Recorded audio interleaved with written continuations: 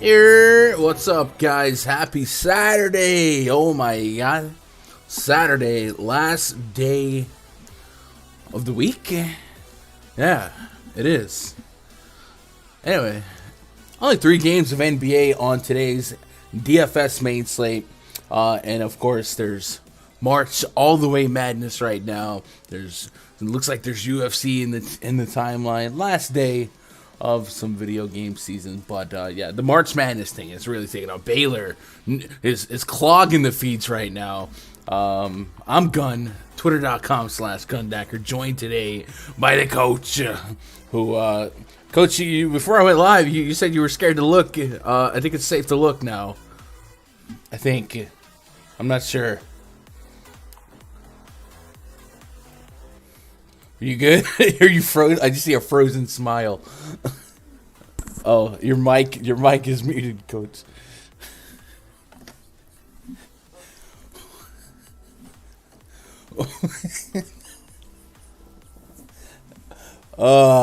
Let's go Heels. Oh, Carolina took it. Let's go. Yeah, coach. I don't know what you did. Maybe check your input. I know coach was trying to fix his camera and broke his mic in the process. So we're just gonna mime DFS advice today. LeBron box, pull down the 60 fan. I don't know. What's up, Jason? What, an echo? There's an echo? Are you guys hearing an echo? I don't know. Echo. Baylor was one of my Final Four. I can't complain. Said no. Yeah, I don't follow anything. Every year when people are talking about brackets and stuff, I have no idea anything. I don't watch. I can't even pretend to know like college football. You know. What's up, Steve? What up, Danny? Mia Moore, Carlos. And yeah, what a rough night. Oh my God, last night got me. There's an echo in the chat. There's an echo in the chat. I'm not sure. Can you hear me, Scott?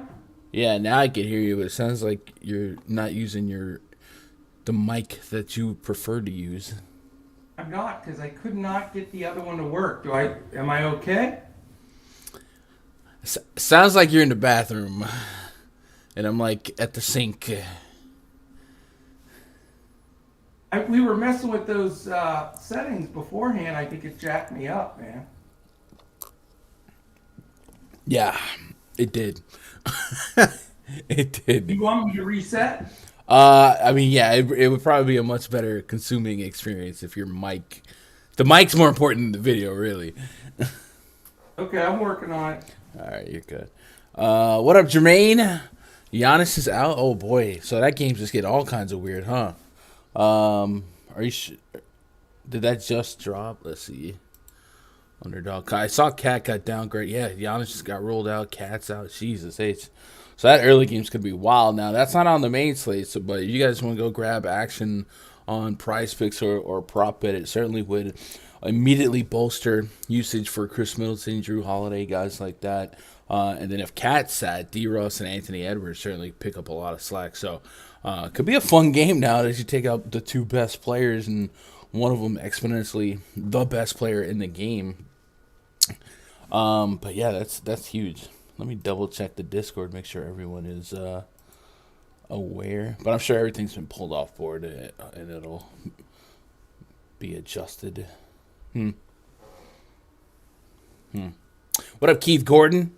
Anyway, hey, last night, man, I tell you what, I'm glad to see some people succeed last night because I felt like I kept making the wrong decision or every game got smacked with blowouts that I was on, and then games that I really didn't have any stake in was hitting overtime. It was pretty wild. Christian Wood led the slate. Now, I had a little bit of Christian Wood. I definitely had stake in his double-double bonus on PrizePicks. We talked about it. They had his rebound prop at 10 and his points at like 18. So you kind of just use the projection against them, and you take the double-double. Sabonis, second highest scorer on the slate, 30 and 20 against the Boston Celtics. And that was a game that was really, lopsided in its own right. It's a 30-point L, essentially. And Sabonis was just out there accruing usage and fantasy points. Scotty Barnes, third on the slate, 31 real points, 17 rebounds, 6 assists. That game went to OT on the heroics of the boy, Russell Westbrook. Jokic 62, LeBron 61, Larry Markkinen 60, 31 and 10 for him. He had 4 steals. Harden with 58, Joel Embiid 58, Westbrook 56. So a lot of high scoring 50s and 60s from a bunch of regulars, and a lot of these guys I went the other way on. I had a whole lot of Indiana and Houston, whole lot of San Antonio game against New Orleans Pelicans, and that was the game that really got me in trouble because I was really, really high on McCollum assist, DeJounte Murray fantasy points, and then just Pop gets ejected in like the second quarter, and the game was just completely smoked. But what can you do, man? What can you do? Some days you just gotta laugh. Oh, the Utah Jazz situation, man. The Jazz, Ty Lue did that thing where he benches the whole team at half because they're just not getting it done. And I had stake in Mike Conley props, and Mike Conley didn't have to play because the game was over. It was just a really rough, bumpy night. But what can you do? But move on here. Do I sound any better? Yes, this is a whole lot better. There we go. How about I troubleshot that myself, sir? Just so you know. I just unplug it, plug it back in. That's all I got to do. I had to switch settings. We jacked it up. But yeah. I'm going to get the video settings set for next week so we won't have the same nightmare. Yeah, you might have to maybe try the app one of these days instead of just doing the desktop or the browser version. But Brett, yeah, if you're listening, my IT guy and my brains, can you please check my video settings? Hey, real quick, you got to tell me, did Baylor or North Carolina win that game? I want to say North Carolina. I saw a couple of Tar Heels comments in my chat, so I'm assuming that Carolina won that. Assuming. Okay. Because that's huge. They were up 25. I have them in my final 4, and I was dying that it went to overtime, and I couldn't watch. Yeah, they won 93-86. Sweet. I don't know anything about college basketball, anything about college sports really. I wish I had time, but so yesterday didn't go as awesome for you as normal, huh? Nah, blowouts and blowouts, man. I was heavy in the blowout spots and low in the non-blowout spots. But hey, you literally can't win every day. So I didn't, it's kind of funny in the moment, but it's a grind. Yeah, it's the CJ McCollum blowout there that crushed me because I had McCollum everywhere. Yeah, same. Donnie says I hit over 300, didn't cash. Yeah, Donnie, those big slates tend to be a little bit different. You usually get a whole lot of ceiling games, and a lot of those ceiling games get together. Oh, the one that really got me is DeLon Wright, man. I was like, he was projected to be 50% owned. He was, and I was just like, do I want to do it? I was like, I never make the right decision. Last time I played DeLon Wright as massive chalk, he like fouled out, and I don't know, had like 15 fantasy points, and then in the first quarter, while I'm sitting here with my fade, I look over, my man dropped 28 fantasy points in the first quarter. He literally essentially 10x in the first quarter. So I knew off the rip last night was not going to be my night. It's just like wrong decisions would be made. So I had Bogdanovich all over the place that game, and he stepped up, but I game scripted that to be like a Grizzlies blowout. Right, without Trae Young, that offensive efficiency drops dramatically. The Grizzlies, great team, above average defense.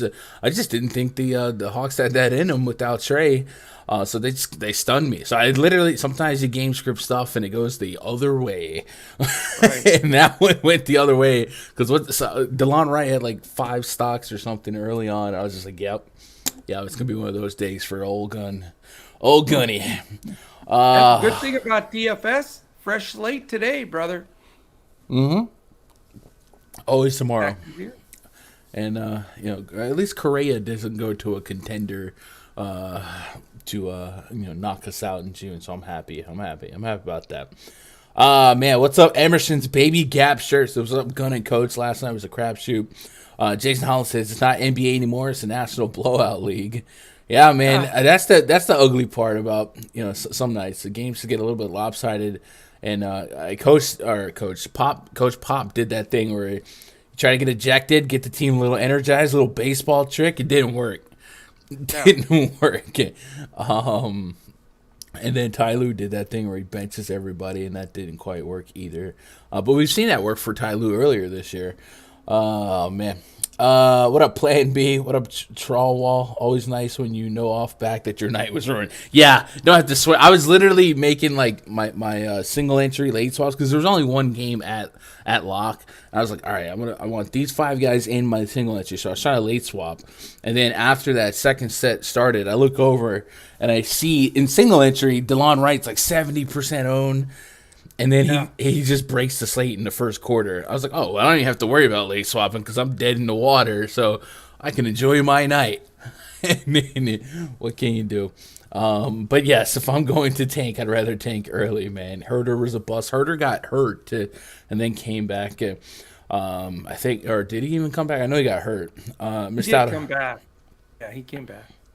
Had 98% right, still lost. Yeah, it happens, Carlos. It's all good. Hey, we can leave all that in the past. We've got that out of our systems, and we can move onward and upward. And today, a 3-game slate. So the last 4 days of NBA has been big.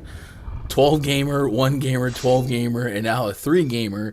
And then there's an island game right now floating for you prop bettors and showdowners that doesn't have Giannis and maybe won't have Karl-Anthony Towns. So what a day that we've got a brewing, but that is the streets, the NBA DFS streets that we know and love. And then like I said today, I expect today to be a little bit more laid back, especially in terms of viewership, right? A lot of UFC, a lot of March Madness going on, and then some NASCAR over the week. So a little laid back Saturday stream for the boys. I ain't tripping. Let's go get caught up on the news via Underdog. Tonight we got a couple of back-to-backs. Key news to watch. Shout out to Jay Fan. Karl-Anthony Towns, questionable. LeBron James, questionable. Anthony Edwards, probable.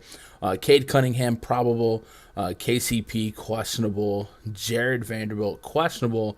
Pat Connaughton, probable. And then, of course, for you Islanders, the Giannis Antetokounmpo will not play in today's game against the Timberwolves. So that's what we got there. If you guys didn't know, today we're joined by the coach. Exclamation point coach in the chat. Should work now, I think. Let me see. Exclamation point. No. Anyway, if you guys want to check out Coach, check out DFS Coach Talk on YouTube. Give them a sub, a follow. Lots of daily content, not just NBA over there. Definitely something extra to throw into the spin cycle. And the vibes are right, man. A lot of cool stuff, man. What up, Keith? What up, Antoine? Stack the Lakers. Just might be the play. So, yeah, I guess we'll jump into today's slate. I do want to remind you guys, in an hour or so, I'll be live with Josh talking prize picks and seeing what's out there on tonight's board to get a little wash some bad taste out of our mouth from last night and get a hot start for next week and try and close out the month of March strong, right? What up, Anthony? Donovan Mitchell and Levine killed me last night. Scored 33. Oh, Davion Mitchell. Yeah, and there was some game theory behind Davion over DeLon Wright as well. Davion, tougher matchup and probably a more likely blowout, but certainly some game theory behind the ownerships, right? Did I say Towns was out? No, Towns is questionable, but a midday questionable. You guys know how historically we kind of brace ourselves for that being an out. And then on top of Giannis being out. Anyway, let's talk about tonight's slate. The Dallas Mavericks at the Charlotte Hornets. Is the first game on the docket. It's the only game at 7. The other 2 games at 8. This whole slate basically locked locks within an hour of each other, so I don't have to stress too much on the late swap. Dallas Mavericks projected starting five: Luka Doncic, Jalen Brunson, Reggie Bullock, Dorian Finney-Smith, Dwight Powell, up against LaMelo Ball, Terry Rozier, Miles Bridges, PJ Washington, and Mason Plumlee. 223 is our total. 1.5 point spread for the home team, Charlotte Hornets. Dallas Mavericks on night 2 of a back-to-back. They will be without Spencer Dinwiddie, who has been really solid for them the last couple games. Literally won them the Brooklyn Nets game the other night. But tonight, Jalen Brunson, Luka look like they're going to carry the brunt of the guard load. Reggie Bullock looks like he should be back here. And on the Hornets side, they're just without Gordon Hayward, so pretty deep rotation. But we can still key in on a couple of guys like LaMelo Ball, Terry Rozier, Miles Bridges for deep minutes and potentially deeper usage on a 3-game slate. You got to imagine Luka Doncic against the Charlotte Hornets is going to project it pretty well, and it does. Right now, I've got Luka with the raw fantasy point projections almost 5 points higher than LeBron at number 2. So Luka's going to be the guy that likely sets the tone of the slate, likely garners a lot of ownership, and his success or failure will be our success or failure. I've been picking on the Hornets all year long. You take out Spencer Dinwiddie, I really can't create a scenario where Luka's just not a guy I want to prioritize tonight, with raw points being so much more valuable tonight than they were yesterday. So I'm going to have to try and get creative and find ways to get Luka into our lineup. We don't yet have a ton of value that's open. We do have some Lakers news in the shadows to maybe create some potential value. But Coach, with this being the table setter for the slate, what were your plans on accessing some value from this one? Is Luka the priority for you? Yeah, 100%, man. I'm excited because last week I had 2 lock washers. They both went over 8.3x. So it was lock washer heaven last week, and I want to try to lock washer it again. But this one it's hard when a guy this expensive and that much of a non-hot take and this much of a sort of chalky play. But Luke is a lock washer for me, brother, for right off the bat. I mean, let's face it, it's a huge pace-up game for Dallas. They're the slowest team in the league. Charlotte's the 3rd fastest. So many more attempts for Luka. He loses really his tied for second between Brunson and Dinwiddie, but he loses Dinwiddie this game. So even more usage, more shots. The Charlotte backcourt is not great defensively, although Rozier's okay. But Luka's been able to, brush Rozier off and pass with picks and also just muscle him. So I just think Luka's too good to pass up, man. And you just got to squeeze out some value here in the rest of these games to make it work. But really, and you could tell me if I'm wrong, I mean, he and LeBron are the 2 obvious, pay-ups.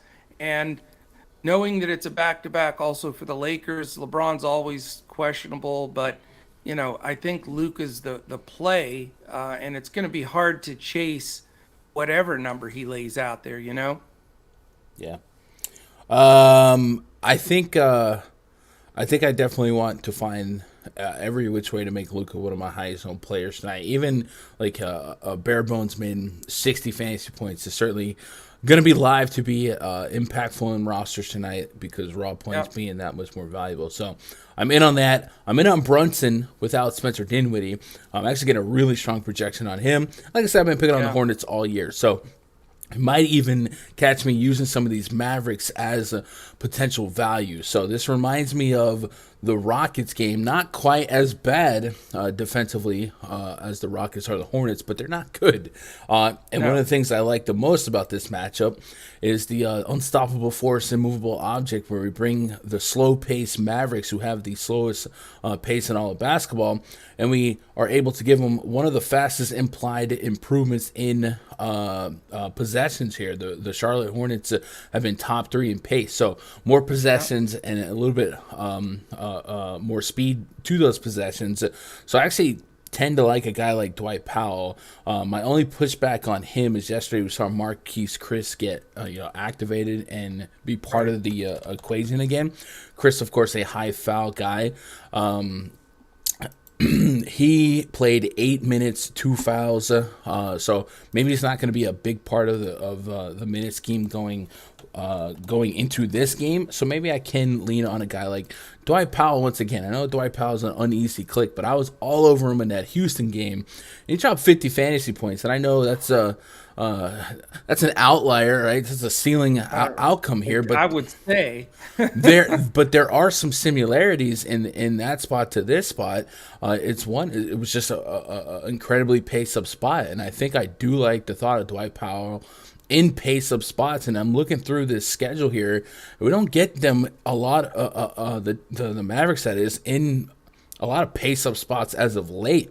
So I kind of have that feeling in my bad knee again, where if I can get 25 minutes out of Dwight Powell, sometimes 30 minutes, he's cleared 30 minutes in 3 of his last 4 games. If I can get 30 minutes out of Dwight Powell against the Hornets front court, a pace up spot with plenty of peripherals, I think 4,600 Dwight Powell is going to be a fixture in my lineups tonight on DraftKings. Wow. And 42 on Fanduel is going to be even more likely to be leaned on pretty heavily for me. So this is kind of my boy. And maybe I should take my money and run after that Houston game, but I like the correlations or the similarities in spots, and it's just I love the pace up spot, creating more peripheral opportunities here. You know what? I want to just say just a small caution flag here. I'm not trying to talk you out of it, because I wasn't thrilled with Powell when you took him and he had the 50 bagger. So I'm not trying to talk you out of him. I will say this, though.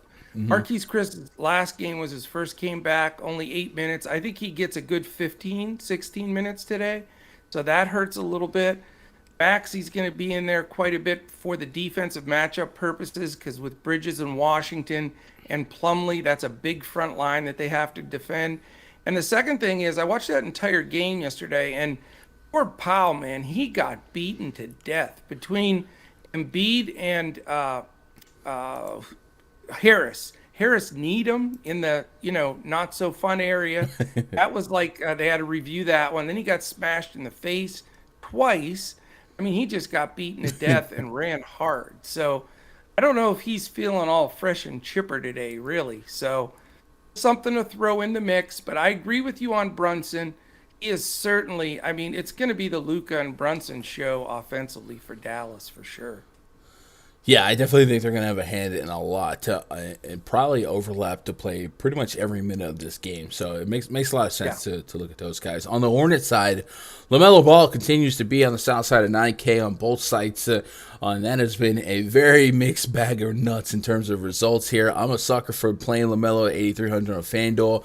I'm always going to get a 40-plus fantasy point projection, and he's always going to have 2 quick fouls in like 3 minutes, and it's going to be a long and lonesome road. But it's a 3-game slate, and I got to trust the projection. I got to trust the price point. So I'm going to get to LaMelo. I'm going to get to Rozier. One of the, on top of the Mavericks having such a slow pace, they do play a pretty decent defense, and this is going to clash with the Hornets' strength, which is their offensive efficiency. And also, the Mavericks have a propensity to limit points via the perimeter. If we could cross-reference those metrics and go to that team metrics chart, and we sort points via the 3-ball per game, Charlotte's going to be top 5 in that category. Meanwhile, points restricted via the 3-ball per game, Dallas is going to be the best defense against the 3-ball. So could the Hornets stick to the plan here, to the team philosophy, chucking threes, and if it goes south, do they end up moving into more Montrezl Harrell, Mason Plumlee, PJ Washington, Miles Bridges, trying to score in the paint?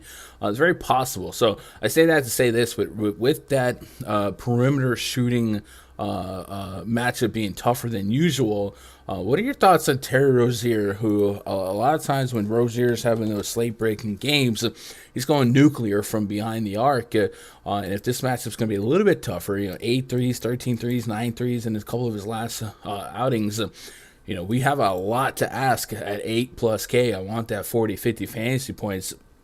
Are you a little bit more skittish today on Rozier, or is his peripherals giving you enough hope and his usage being high enough that if this game stays close, he's going to be a part of that? Where are you at on the Hornets today? Well, I'm sure it's a little contrarian, but I'm not on here to just say every great play, every great player, and it's you got to take stands. And for me, watching the perimeter defense for Dallas is very impressive. They have really done a terrific job in limiting specifically open outside shots. And they've added Reggie Bullock back into the mix. He had missed some games, and he's possibly, with Finney Smith, the best perimeter defenders on the team. So I'm going to completely fade the backcourt. And I know everybody's going to either have a piece of Ball or Rozier. I'm not going to have either. But what I will say about the Mavericks is, as good as their perimeter defense is, their interior defense sucks. I mean, they can't stop anybody with any power in the paint. But there's a mix here. I like to play centers against Dallas, but there are two reasons why I'm going to go just a little bit different, Gun, and I'm interested to get your feedback here. Mm-hmm. Mason Plumlee is a solid player. He does hurt the Mavericks, but he's got Montrezl Harrell stealing a few minutes, number one. Secondly, he's shooting 36% from the foul line, which is the worst in the history of the NBA for a season. He's gone to the point where he's shooting one-handed, left-handed foul shots. That's how bad it is. So he's not going to play down the stretch of any games at all. We might have mentioned that last week too, but it's a concern because if it's a close game like I think it will be, those are really key minutes, that last 5 or 6 minute stretch. So rather than trying to figure out with him and Harrell, I'm going to go to the other two guys that I think are going to have a lot of paint points here, and that's Miles Bridges and PJ Washington. I don't like the matchups for the Mavericks against those two.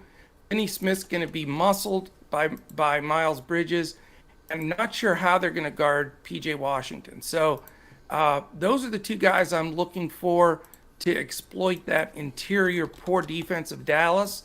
I think a great way to be contrarian here is to just pass on that Charlotte backcourt. Yeah, I mean, all that is easily justifiable, especially, their bench scorers, too. Kelly Oubre relies a lot on that three ball. So if you're going to have to get to the rim a little bit more via the Jerusalem Cruisers, I kind of agree with that. I usually play Bridges more than I play Washington, but I think I'll have exposure to both today. It makes a lot of sense. So, chat, what do we got on this one? You guys digging this game? Wenyon's questionable. Oh, God. What up, OB96? Josh Davis Smelzer says, you have the power to summon Dwight Powell. It's fact. There it is. Might just do it. Michael Durbin. What up, Mike?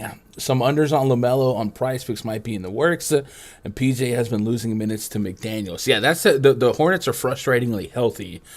Gordon Hayward being their only blemish. True. So it certainly could be a carousel of, the big boys only get 33 minutes and everybody else gets 14 to 22. So that's an annoying feature of the Hornets here. 2/3 says, love the PJ and Bridges philosophy. Definitely some strong game theory behind it. Anyway, so that's our table setter game. And then as that game goes, we got an hour to sit around and get more definitive news on the Lakers. It looks like more Lakers news is dropping with... no, I don't see. I just have more. I got Pelican news dropping right now. But hopefully we'll get definitive news on LeBron James and a couple of those supplementary guys that were out yesterday, the Taylor Horton Tuckers, guys like that. Whenever random guys are out against Toronto, I wonder if they're just not vaccinated, and that's why they're not playing, because Toronto has those rules. But today, Pistons at the Cavs. Pistons have Cade Cunningham and Killian Hayes limping into this one. Cunningham, of course, didn't play that last game against the Magic. I believe he's full-on probable for this one. Yeah, I saw a little beat writer stuff, Gun, and from what I read, this isn't 100%, but I think Cunningham plays today from what I saw from the beat writer, so I'm counting him in. All right. With that in mind, your project starting five for the Pistons: Corey Joseph, Cade Cunningham, Sadiq Bey, Jeremy Grant, Isaiah Stewart, taking on Darius Garland, Isaac Okoro, Lamar Stevens, Larry Markkinen, and Evan Mobley. Rondo questionable, Jared Allen, and Dean Wade listed as out. So definitely a game that is way more modest in pace than a Hornets game hopes to be. And the Cavs are on night 2 of a back-to-back. The Pistons haven't played since that feature showcase game against the Orlando Magic. Last night, Darius Garland, he did Darius Garland things, man. Just assisted, and when he was done throwing assists, he threw some more assists. 14 assists against the Denver Nuggets, 25 points. He dropped 54 DraftKings points. He's been that dude, and of course, he got a little extra innings yesterday. But in regulation, he was well on his way to being a solid play here, and then on a shorter 3-game slate, if he can be one of those high 40 fantasy point guys, I certainly would have some interest here. I think last night's biggest surprise was that of Larry Markkinen.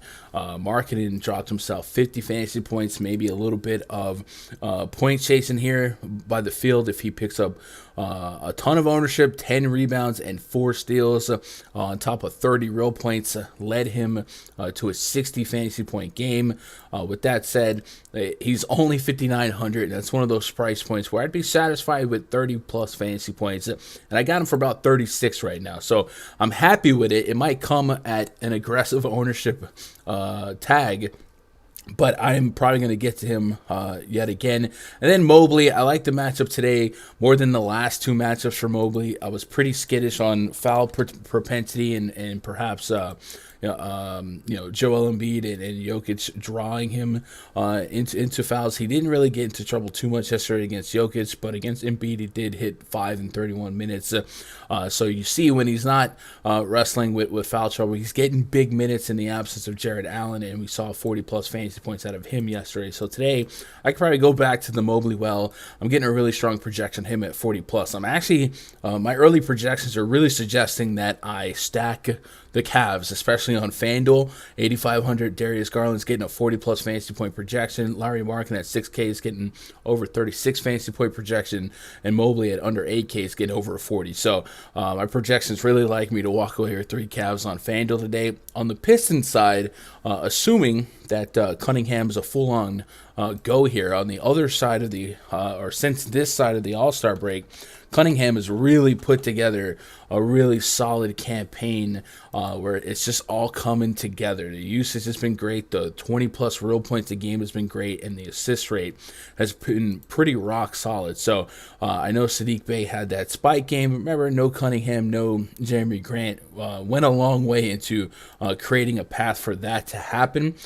So I do like the thought of if Cunningham is going to play, then I just lean on him, expect those deep minutes for him still, and just kind of expect him to kind of pick up where he left off after taking that recent game off. If I cut this to February 25th and beyond on NBA Wowie and just really focus on Cunningham himself without putting X on, X off, nothing like that. Just expecting him to be the true usage point guard. He has sustained a 31% usage rate since the All-Star break, and that's been well over 1.1 fantasy points per minute on both DraftKings and Fanduel.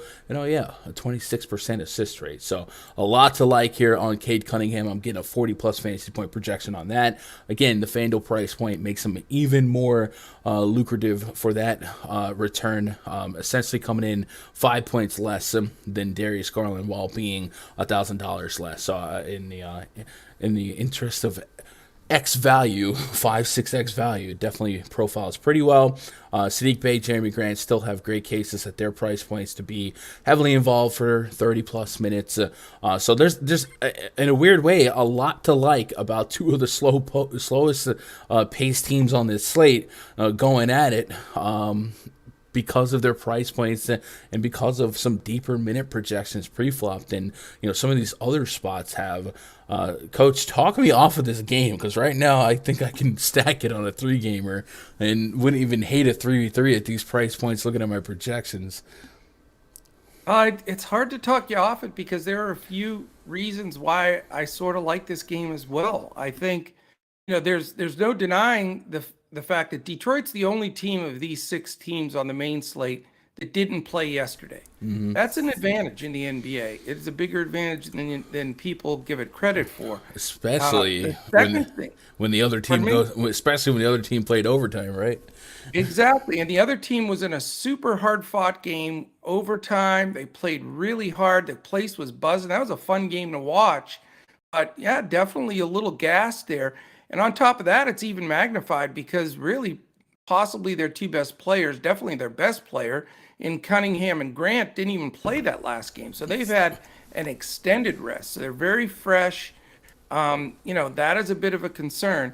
So, that could keep the game even closer. And so for that reason, I think, it's very playable.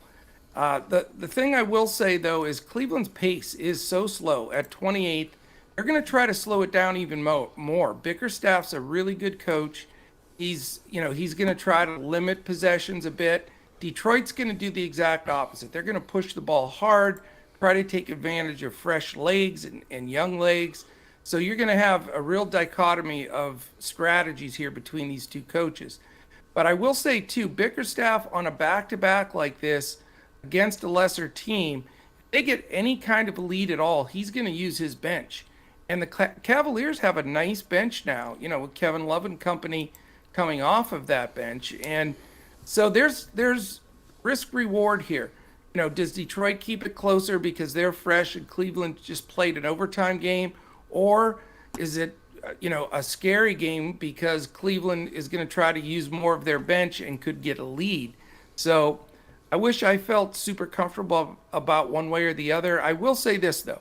I think Darius Garland is almost becoming a guy that's in play every night. I mean, he is playing such a high level of basketball. It's crazy. Detroit's not a good defensive team at all. They're 24th in the league. So, Garland's still a play to me. And especially with Rondo being doubtful, Rondo can steal a couple of extra backup minutes. So Goodwin will probably back up, doesn't get as many. So he's still in play. Markkanen had a phenomenal game, but, Jeremy Grant's no chump on defense, so that's going to be hard for him to repeat. And likewise with Sadiq Bey on the other side. For people that are point chasers, they're going to pop Bey and Markkanen in there. I think that's a big ask because, like you said, Bey did that because Cunningham and Grant, other guys that are offensive threats, weren't there. So it's a tough game. It's a game I wouldn't be thrilled about on like a 10-game slate. But there are some, you can feel good about Cunningham, you can feel good about Garland, but do you want to spend up is the question. What I will say is coming out of this game, Gunn, like you, my favorite player, I believe it's your favorite player in this game, is Evan Mobley because he's playing really well. I mean, you look at his splits and numbers all the way across the board since Allen went down. He's playing like a veteran, and he's like 20 years old, and he's rebounding, he's blocking shots, he's staying out of foul trouble, knock on wood, and he's scoring the ball. So, fresh when you're 20, it's not as tough going on a back-to-back as a veteran. So, and since they've decided to bring LeVert off the bench and use Okoro and Stevens, who have zero offensive ability, that are just great defenders, it's really shot up the offensive propensity for Garland, Markkanen, and Mobley to exceed because Love's just still playing that bench role, and Jetty and those guys. It's really those three guys, Garland, Markkanen, and Mobley, that are coming forward. So lots of possibilities here. What I'll say, Gunn, is Mobley's my favorite play, though, of the game. Not quite lock washer status, but I like it. Getting caught up on chat here. 2/3 says Cunningham's problem, a basketball monster. Steve says I hate people jump on Markkanen, and that was an outlier. I agree with last night being an absolute outlier, Steve. It just is on his median projection today, whether it be 25, 35, 25 on a 3-game slate, probably doesn't kill you. But if he gets right there at 30, right, I think he's still very much live to be optimal, and that's the pushback here. So I know it feels like he's going to get a little extra ownership after dropping 60 last night, and he'll probably be over-owned in context to who he is for this game. but his median projection is so solid that his price point is still just fine. So I get what you're saying, though. OB says marketing projects for 22% ownership. That's actually lower than I was thinking. So if you give me 22% on a 3-game slate, I expect almost everybody to be 1-4 owned. OB says Love played 30 minutes last night. Was that because of overtime? A little bit. So I got the minute log from last night. Lamar Stevens did not play the fourth quarter and beyond, and Kevin Love essentially played all of the fourth quarter and then some of OT. So yes, overtime definitely helped, but he was closing that game out over Lamar Stevens anyway. So if it didn't get overtime, maybe that 30 minutes turns into 27 minutes. It looks like 27, 28. So Kevin Love's minutes are so unpredictable, man. 15 minutes, 30 minutes, you never quite know what you're going to get. Maybe on a small slate like this, it's worth it to take a couple stabs at that range of outcome where Kevin Love gets those minutes. Right now, I got him for 27, which is always going to net back a little over a point per minute, so about 30 fantasy points. So keep an eye on that. But yeah, I like this game more than I should. Something's going to kill me. I'm going to regret it. No, you're good, man. You're good. Carlos says, does DK have late swap for college basketball? I don't know, but I assume so. It seems like they have late swap for everything. But somebody was in chat complaining that Fanduel didn't have it yesterday, so I truly don't know, but I'm just assuming. I believe DraftKings does, but I can check it. Okay.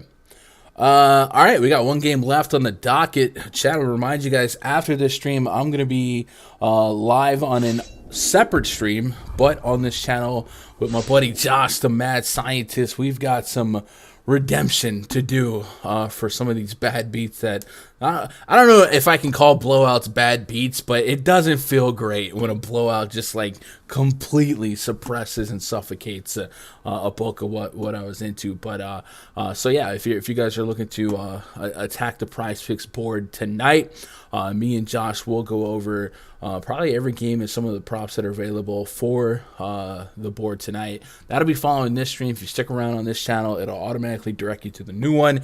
If you haven't been on PrizePicks, you want to check it out, I definitely recommend you do so. And if you're gonna do so, you might as well use code GUNDECKER. They shoot me some love every month for you guys doing it. So if you're looking for a cool way to keep these streams free for you guys every day, just join up. And then also jump in the free Discord. There's a link below with the link to the free Discord.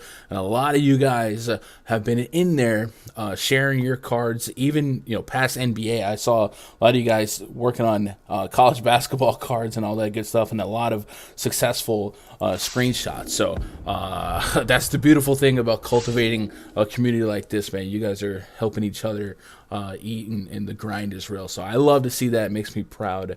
But yeah, stick around for the PrizePicks show. Main event tonight, the Lakers and the Wizards. It's going to be at the exact same time as the preceding game, but it's the main event of the spreadsheet in terms of scrolling down. Project starting five for the Lakers: Russell Westbrook, Malik Monk, Austin Reeves, Wenyen Gabriel, maybe LeBron James, taking on Raul Neto, Kentavious Caldwell-Pope, Corey Kispert, Kyle Kuzma, and Kristaps Porzingis, maybe. A couple Q tags to be cognitive of. Let me see if I can bring up the official report here. We'll go top to bottom. LeBron's questionable. He's played through a Q tag. Pretty much anytime he's ever played, he's been playing through a Q tag. THT is probable. He missed last night. Wayne Ellington is questionable. He's got an illness, non-COVID. Wenyen Gabriel is questionable with the left ankle sprain. And then Carmelo Anthony, who did not play last night, is off the injury report. He was listed with a non-COVID illness. So him and THT being out last night, like I said, it makes me skeptical of their vaccination statuses just because random outs against Toronto. I don't know. That's a possibility. We saw Wenyen Gabriel start last night. Him on the Q tag. I did note that Frank Vogel said that he wanted to get Wenyen Gabriel more involved. And last night, if you took a shot on Wenyen Gabriel, it was going well in the first quarter, and then he got 3 fouls while having like the 10 of the first X amount of real points. But what a game for the Lakers last night out there in Toronto. Russell Westbrook with the game tying steal and 3. And then, of course, helped him secure it in OT. So they're going to try to bring that momentum forward into Washington. And Washington has just former Laker great KCP on the injury report here. Let me see if I can get a 411 on that. Washington. Questionable from what I see. Questionable. All right. So, we expect Porzingis to play? I think he's gotten ruled in after being questionable. Okay. Well, that's good news for Washington fans. Getting Porzingis on a back-to-back, you're going in the right direction, I guess. Yeah, I just sometimes they just assume Porzingis doesn't play because of the back-to-back. So if it's a full-strength Washington team against this Lakers team, we do get a spot where hopefully we get deep minute projections, at least on Kuzma and Porzingis. A little bit of narrative there for Kuzma against his old buddy LeBron. And then on the Lakers side, LeBron James, him being like a top 3 scorer yesterday while being the top projected guy in my projections, and I was just like so down on it because I thought the Lakers could get smoked. Just kind of felt like, man, if I would have just trusted the projections over me last night, I would have done a lot better. But LeBron James always going to project extremely well. Today I have him second to Luka in terms of raw fantasy points. So obviously, naturally, I'm going to have more Luka than LeBron because I do think that those extra points matter on a 3-gamer.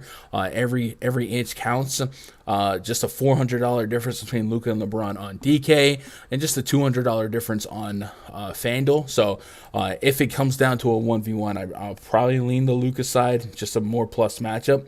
And LeBron on night 2 of back-to-back. A little bit of travel, overtime.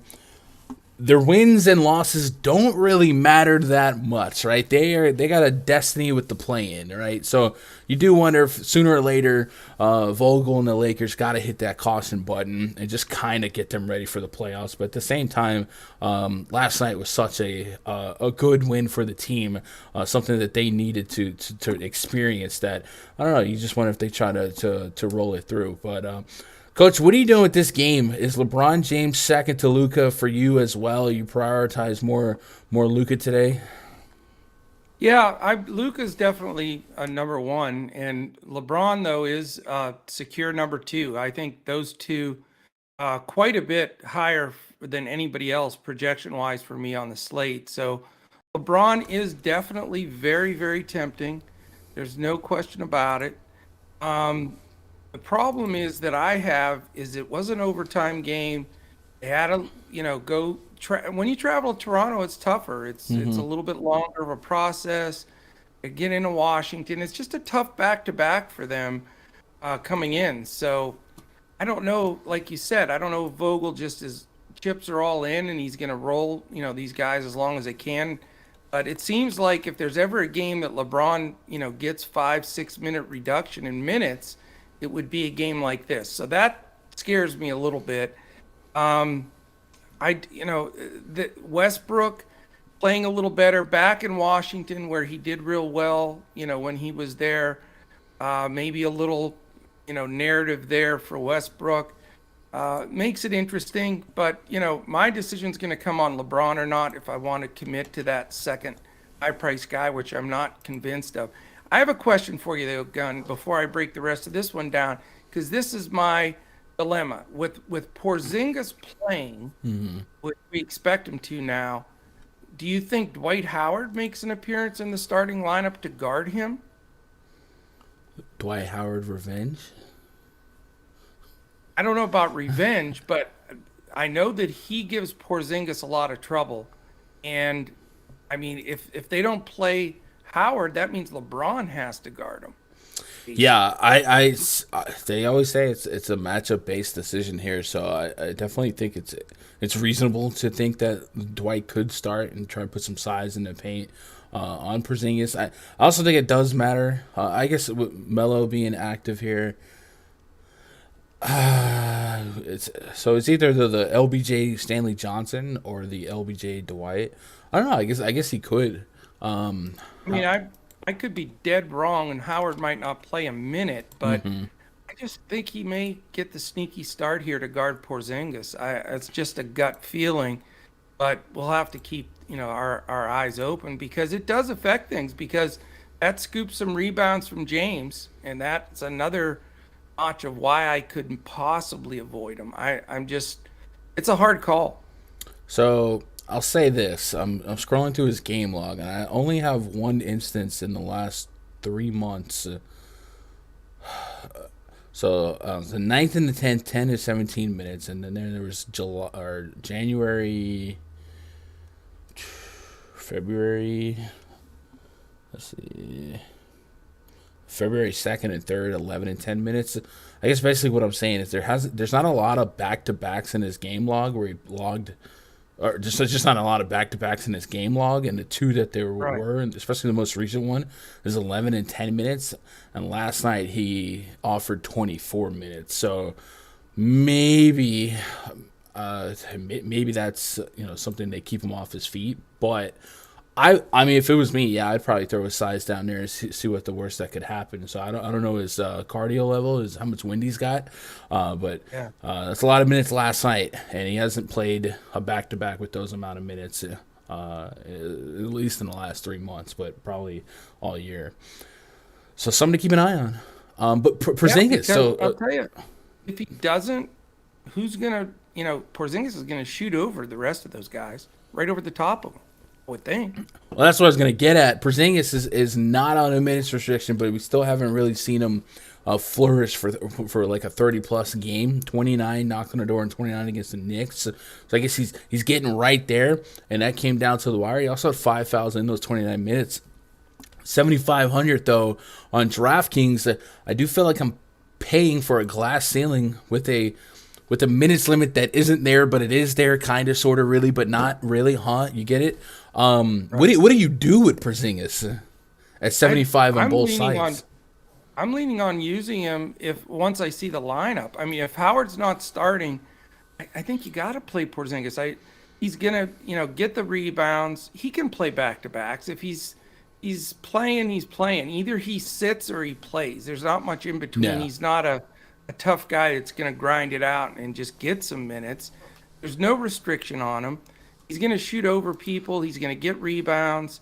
I just think that this could be the spot where he surprises a lot of people, and everybody's going to be afraid to play him because of all the reasons you mentioned. And, you could get a cheaper ownership on the guy.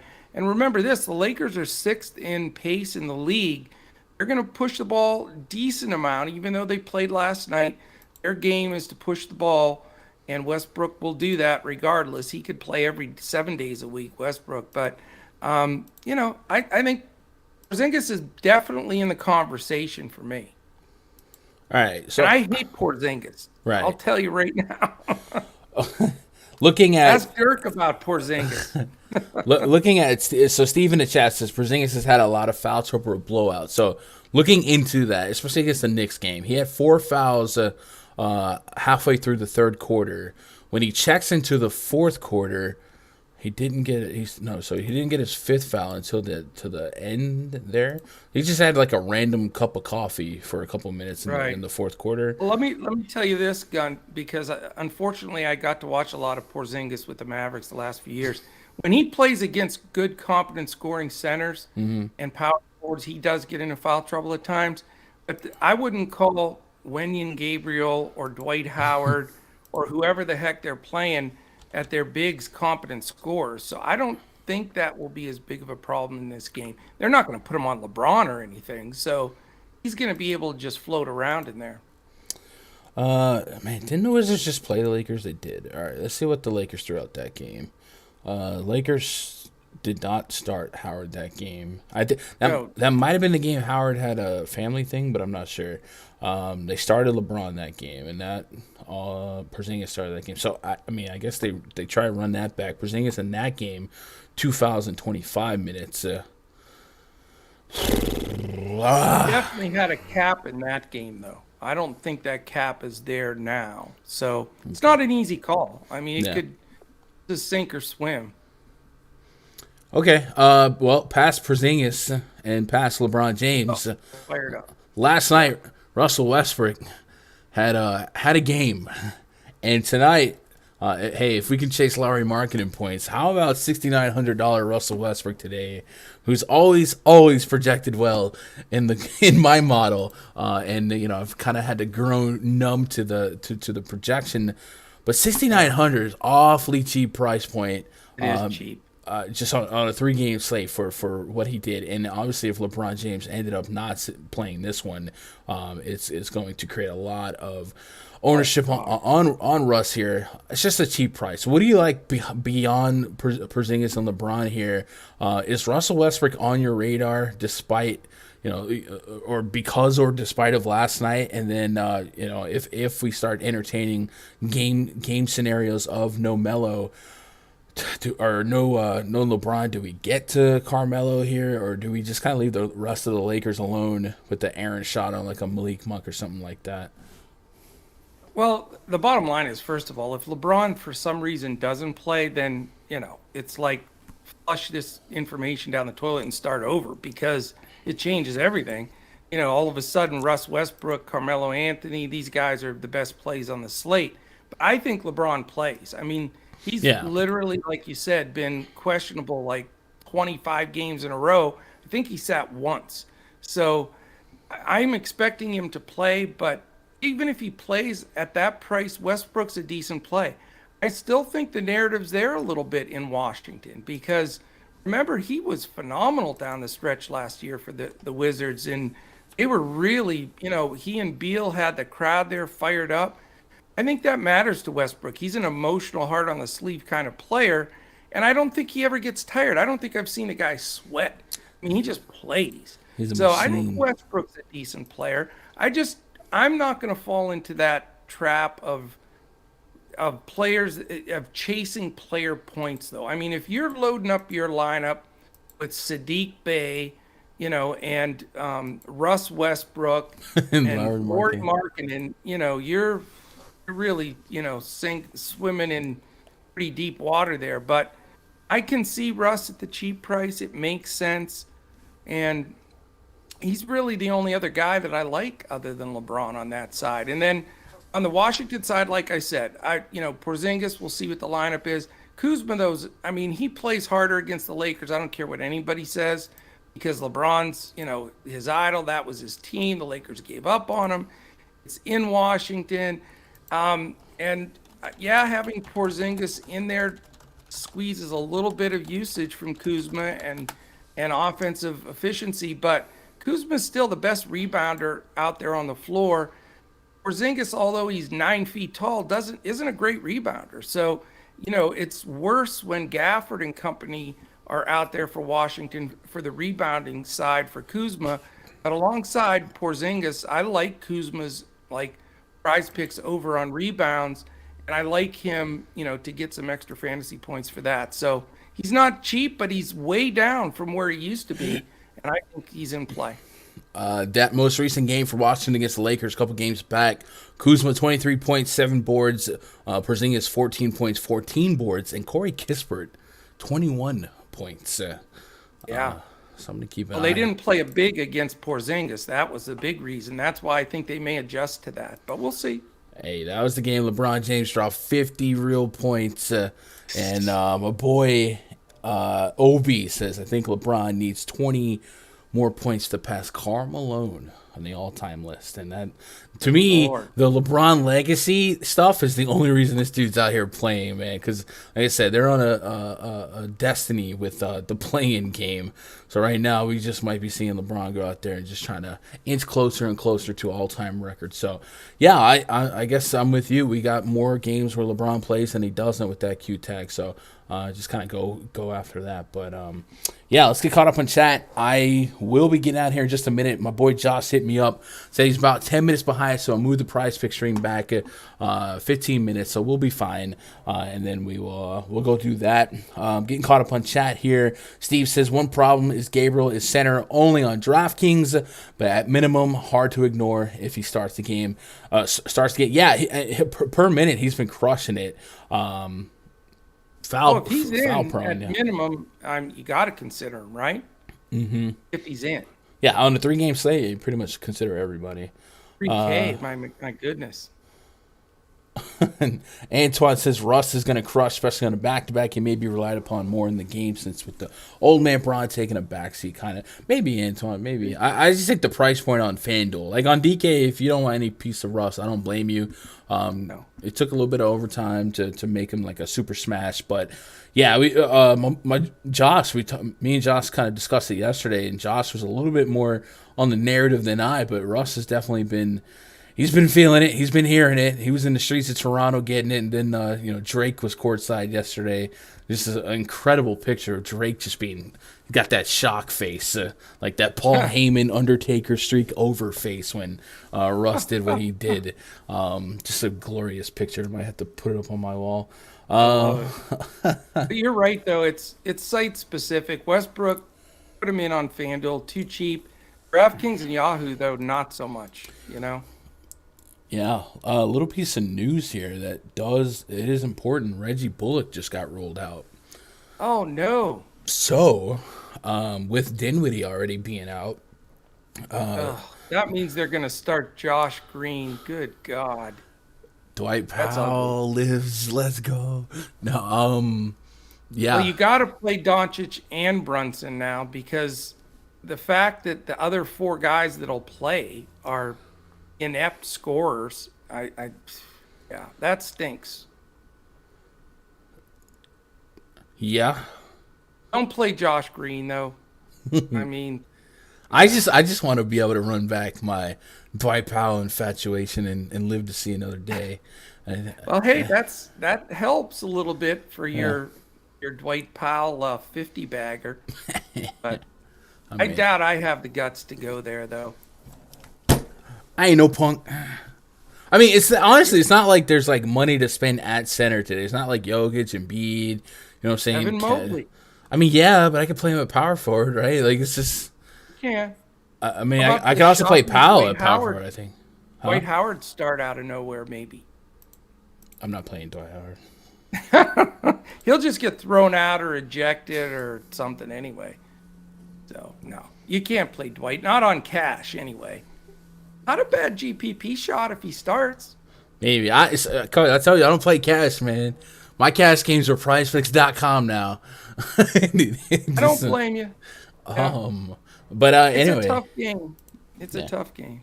It's all good. Coach, where do we find you? I know you're on YouTube, DFS Coach Talk. If these 100, first of all, 100 people hanging out, 26 likes. Can we get to like 45 likes? That would be great. Man, our likes are down. I like to be up over 100 with all this going on, though. That's cool. Yeah, good sign that you guys still got love while the UFC and March Madness is going on.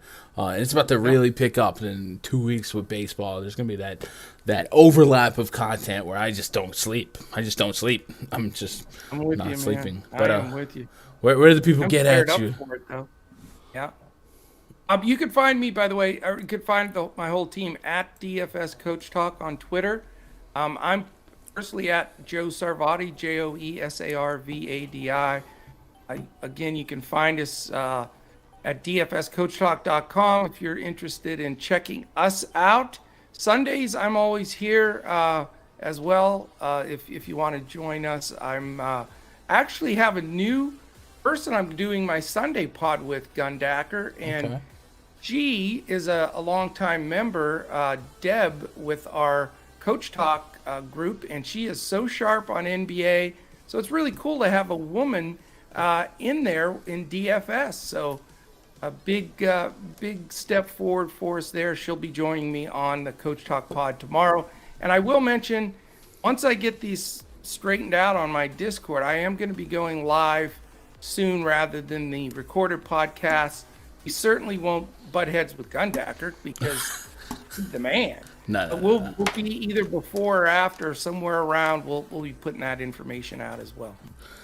I don't run these streets. These airwaves are not my own.